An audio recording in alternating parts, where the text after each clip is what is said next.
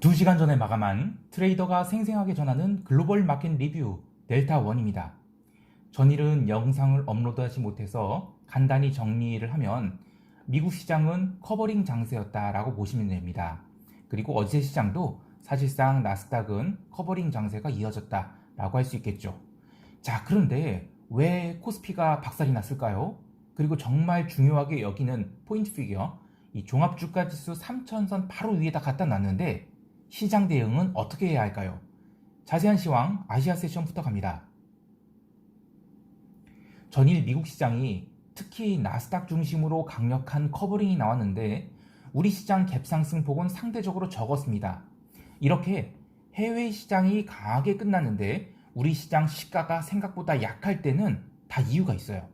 이렇게 저평가 출발하게 되면 바로 저평가된 선물을 사고 고평가된 현물을 파는 그런 매도 차익 거래가 나와야 되는데 매도 차익 거래가 나오면 현물 갭상승분을 초기에 때려놓고 시작하기 때문에, 그러니까 현물이 첫 1분이 됐던 그 단기 분봉이 음봉으로 출발하게 됩니다.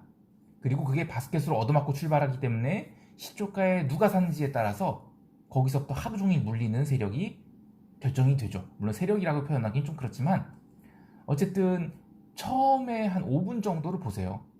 물론 1분 딱 하나 봐도 그냥 대강 답이 나오긴 하는데 그래도 한 5분 정도 보면 시장이 어떤 방향이 나올 것이다, 이런 게 예측이 됩니다.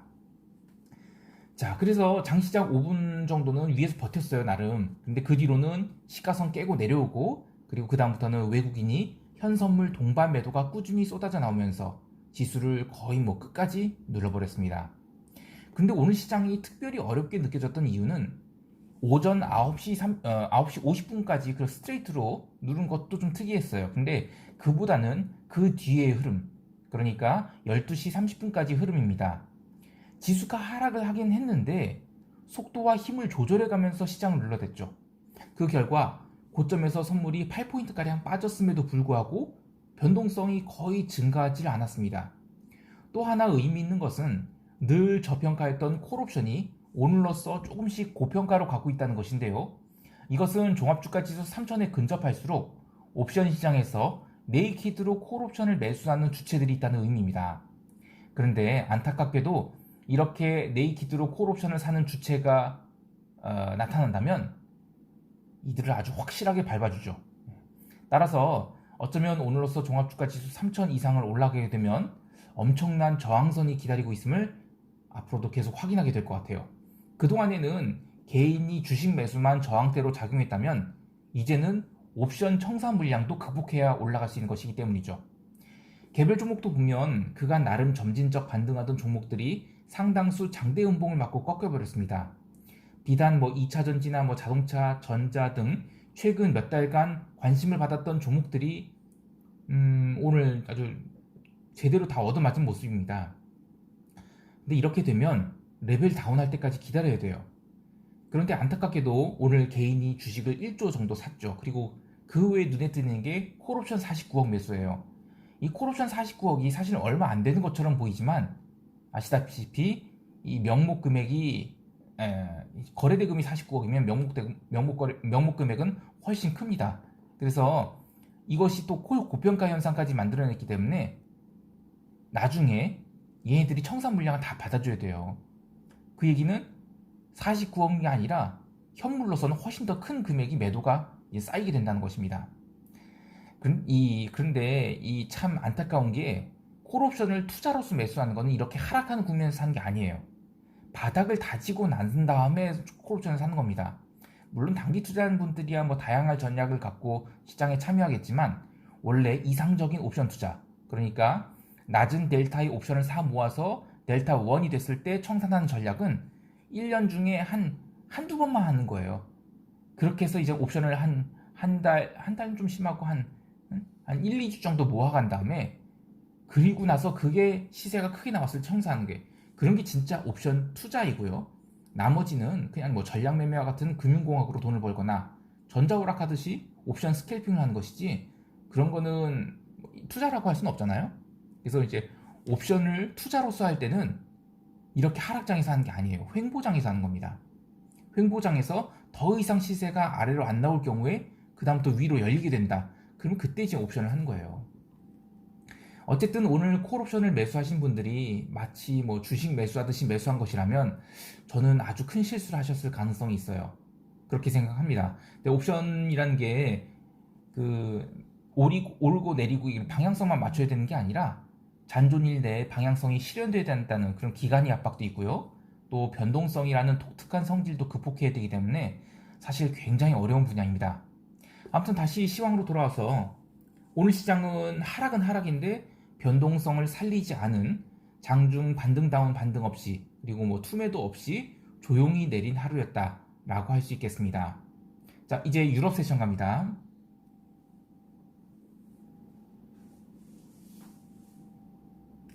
유럽은 아시아장이 크게 밀리면서 증시가 약세로 출발했는데 약세 출발 이후 한 차례 큰 언더슈팅을 준 뒤에는 그다음부터 뭐 거의 장 마감까지 반등했다고 할 수 있어요. 물론 중도에 콜옵션 한번 누르는 모습은 있었지만 아직 잔존일도 많이 남아 있어서 의미가 없었고요. 그리고 그냥 장 마감까지 매수가 이어졌다라고 보면 됩니다. 전일 독일이 부활절 기간까지 전면 락다운한다는 이야기가 있었는데 증시는 얼마 신경 쓰지 않았어요. 오늘도 그냥 장 초반만 눌렀고 그 다음부터는 다 상승한 데다가 오늘 미국 시장 마감이 아주 나쁘게 끝났는데 그럼에도 불구하고 선물은 거의 빠지질 않았어요. 그런데 증시와는 달리 통화시장에서는 키위 달러나 오지 달러 같은 게 1.5% 넘는 하락을 하고 또 유로화도 0.7% 하락한 등 아주 비달러가 박살이 납니다. 아시아 세션부터 시작해서 그냥 한 번도 그냥 반등다운 반등 없이 밀려요. 커머디티도 이 아시아 세션에서 눌린 비달러 바스켓이 압력을 받아서 조금씩 밀렸다가 뭐 나중에는 박살이 납니다. 제일 먼저 떨어진 것은 기름이고요. 기름이 이틀간의 반등을 또 다 도루묵으로 만들면서 내리기 시작했죠.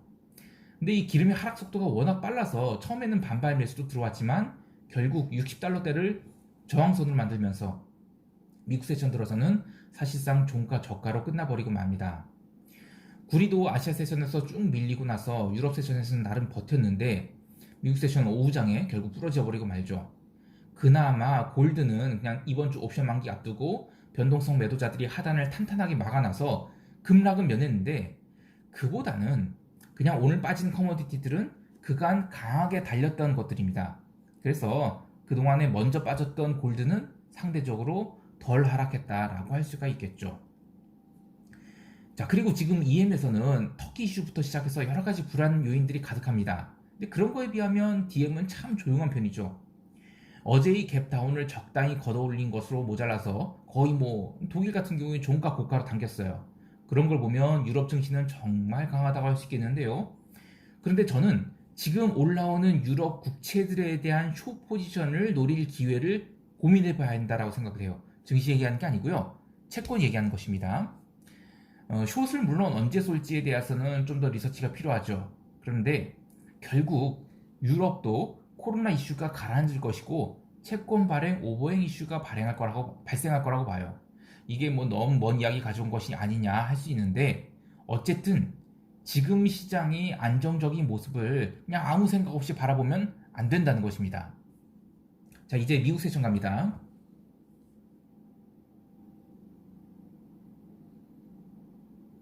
미국은 나스닥이 정말 강했어요. 이미 유럽 세션에서 초반 언더슈팅을 준 증시가 나름 뭐 꾸준하게 반등하면서 시장 하락에 대한 우려가 과도했다라는 생각이 있었는데요. 그래도 새벽 1시에 있을 옐런과 파월의 의회 증언에 대한 기대와 우려가 반반 섞이면서 시장은 엄청난 이 따주기 장세를 보입니다. 근데 기본적으로 어제 이어서 나스닥에는 계속 커버링이 들어왔다. 이게 좀 메인 컨센서스 같고요. 그리고 유럽장 마감에 기름이 그렇게 하락을 한데도 처음에 다우나 S&P는 나름 버텼어요. 그건 왜냐하면 워낙 나스닥이 탄탄히 버티고 있어서 그리고 뭐 유럽 증시도 버텼기 때문이죠. 그래서 다우나 S&P가 생각보다 빠지지 않았다라고 할 수 있겠습니다. 그런데 유럽 마감 이후에 기름이 가속도를 붙이면서 폭락하죠. 그리고 전반적으로 시장이 추가 약세를 보이면서 결국 나스닥도 밀리긴 했는데 개별 종목 보면 줌이나 넷플릭스 같은 이른바 코로나 수혜 주식들이 다시 오르고 기존의 반등을 주도했던 반도체들 이런 것들이 많이 밀렸어요. 그리고 금리가 좀 내렸다고 해서 은행주들이 밀렸는데 그냥 전체적인 시각으로 보면 지금 아무리 EM이 망가지고 있다 해도 글로벌 시장 특히 이제 미국과 유럽은 그거를 리스크로 생각하진 않는 것 같아요. 참 미국에서도 러셀만큼은 크게 밀렸죠. 거의 다이렉트로 3.5% 밀어댔는데 역시 미국도 그냥 장중 반등 거의 없이 끝까지 밀어냈습니다. 이 러셀 매매하시는 분들이 거의 없으실 것 같아요. 근데 어쨌든 이거 팁을 하나 알려드리면 러셀 2000은 이 코스피 200처럼 시가총액 1000등에서 2000등 사이의 종목을 인덱스화한 겁니다. 그래서 이젠 1000등에 가까운 종목은 그래도 마켓캡이 제법 돼요. 그렇게 마켓캡이 높은 종목들의 추세적 매수나 매도가 들어올 경우에는 그 흐름이 최소 점심때까지 이어지거든요. 그러면 그런 게 초반에 이제 뭐 방향성이 딱 정해지잖아요. 그럼 점심때까지는 쭉 갑니다. 물론 이런 추세적인 흐름이 매일 나오느냐? 그렇지 않습니다. 그래서 이제 시장이 한 며칠 동안 이렇게 따주기 흐름을 보인다. 그러면 슬슬 러셀도 추세가 나올 때가 됐구나 하고 생각하시고 장초반 추세를 보면서 들어가시는 게 좋습니다. 그런데 이젠 그 추세가 없는 상황도 자주 나와요. 그래서 러셀 같은 경우에는 자주 매매를 한 종목이 아니다 라고 생각하시고 대응하셔야 됩니다. 자, 시장 총평하면서 대응 전략 좀 얘기해 볼게요.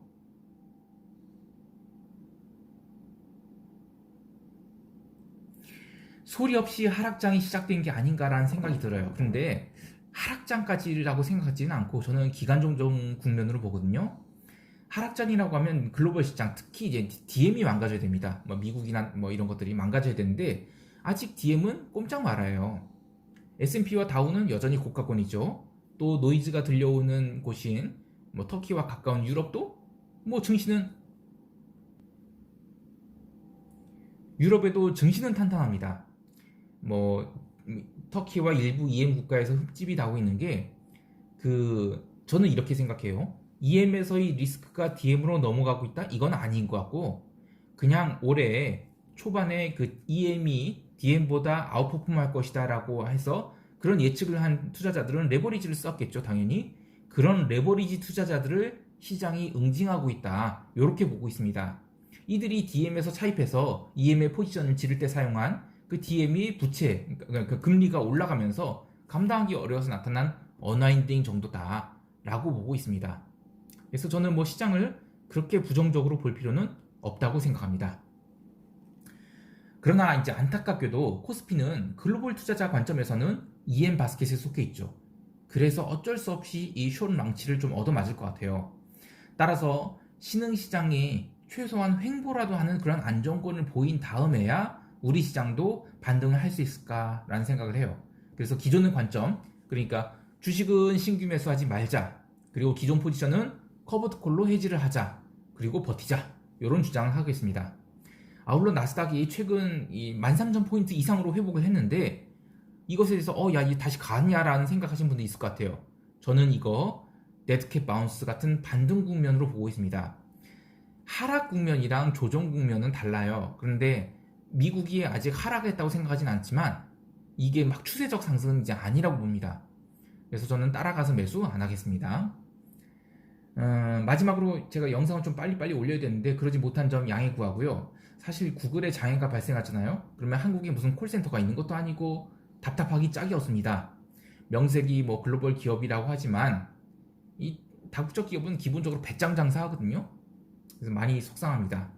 뭐 편리한 한국이 서비스에 길들여져 있는 게 원인이라면 원인이겠죠. 오늘도 성공 투자하시고요. 뭔가 아니다 싶을 때는 최대한 몸을 웅크리시고 위험 자산에서 빠져나와서 리스크를 줄이시기 바랍니다. 이상 델타원이었습니다. 감사합니다.